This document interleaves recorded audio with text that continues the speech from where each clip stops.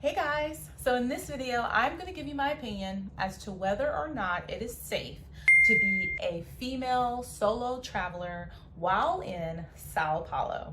So in a past video, I've shared about being a solo traveler in Rio, and I wanted to do the same for Sao Paulo because I was wondering the same thing when I was planning my trip. Like, is it going to be safe for me to actually go to these cities alone? So I figured maybe someone else would be wondering the same thing. Like, seriously, I fell in love with Sao Paulo. Now, don't get me wrong, I love Rio. I love everything about Rio. Like, I'm definitely going to be back. But Rio is more of a party city. Like, you go there, you're letting loose, you're having a good time. If you are going to Sao Paulo, even the Brazilians were referring to it as more of like a business center. It's more of a city of work.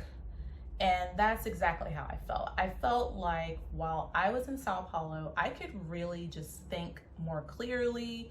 I could get a lot more work done. Yeah, it was really cool to just be in a city that's still in Brazil, but a totally different vibe.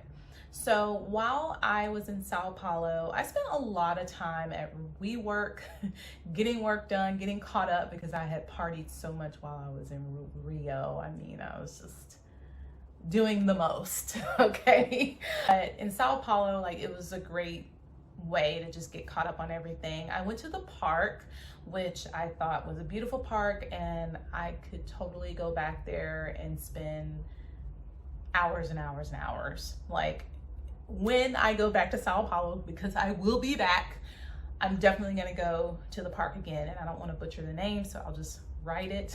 In that park were lots of museums, and I felt very safe being there.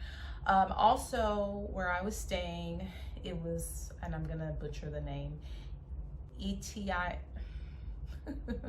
EDIM, EDM, EDIM, I don't know.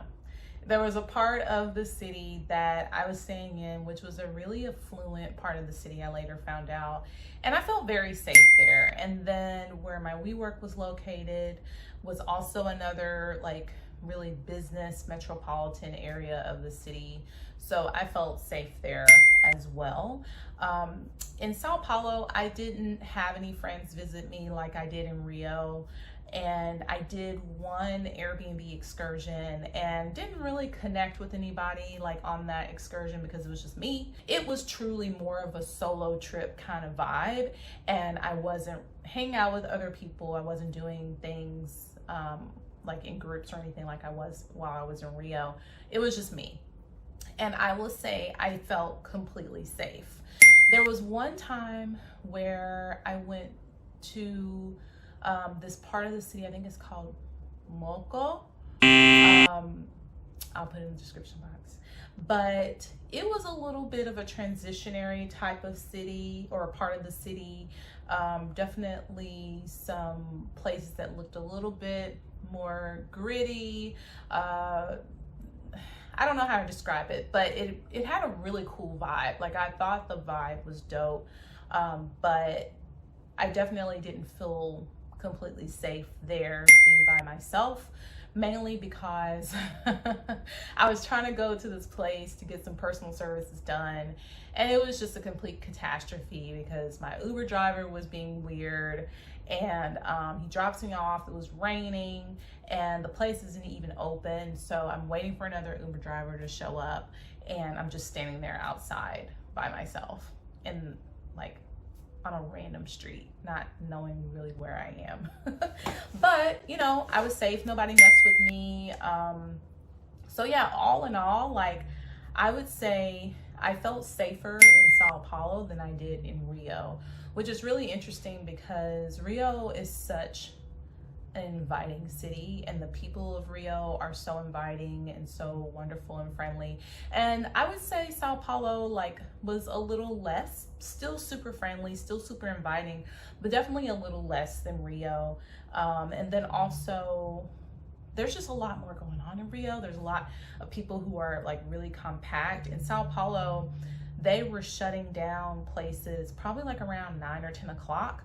Like all the restaurants were closing. So I pretty much had to hurry up and get my food or my drinks or whatever I wanted before everything shut down. While in Rio, everything was still popping at 10 o'clock, 11 o'clock, 12 o'clock, whatever. Like things were not closing down, okay?